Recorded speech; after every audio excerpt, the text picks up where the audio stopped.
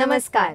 आरोग्यशाहीमध्ये मी वैद्य भाग्यश्री आणि मी वैद्य नमिता आपलं स्वागत करतो. आरोग्यशाहीमधला आजचा दिवस आहे खास तुमच्या प्रश्नाचं उत्तर देण्याचा.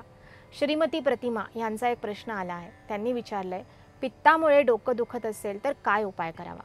प्रतिमा ताई, लहान आतड्यामध्ये ज्या ठिकाणी मुख्य पचनक्रिया होते तिथे असणारी पित्तधरा कला हीच मज्जाधरा कला असते असं आयुर्वेदामध्ये सांगितलेलं आहे.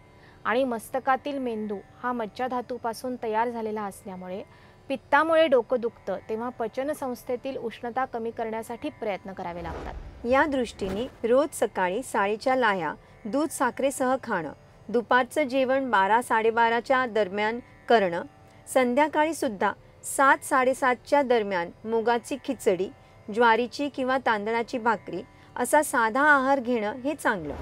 जेवणानंतर कामधुदा गोळ्या घेण्यानेही पित्तदोष कमी होण्यास आणि डोकेदुखीची फ्रिक्वेन्सी तसंच सिव्हिअरिटी कमी होण्यास मदत मिळते असा अनुभव आहे.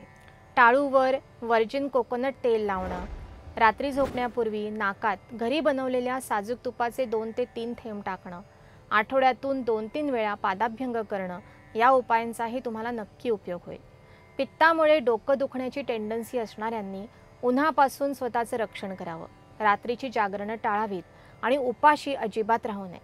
वेळी अवेळी भूक लागली तर अत्सरबत्सर खाण्याऐवजी साळीच्या लायांचा चिवडा, मुगाचा लाडू, राजगिर्याची चिक्की असं काहीतरी खावं. प्रतिमाताई, या उपायांचा तुम्हाला नक्की उपयोग होईल. तरीही प्रकृतीनुरूप औषधं घेण्यासाठी तुम्ही आम्हाला कधीही संपर्क करू शकता. प्रेक्षक हो, तुम्हालाही जर प्रकृतीविषयी काही समस्या असेल तर स्क्रीनवर स्क्रोल होणाऱ्या नंबरवर तुम्ही तो लिहून आम्हाला पाठवू शकता.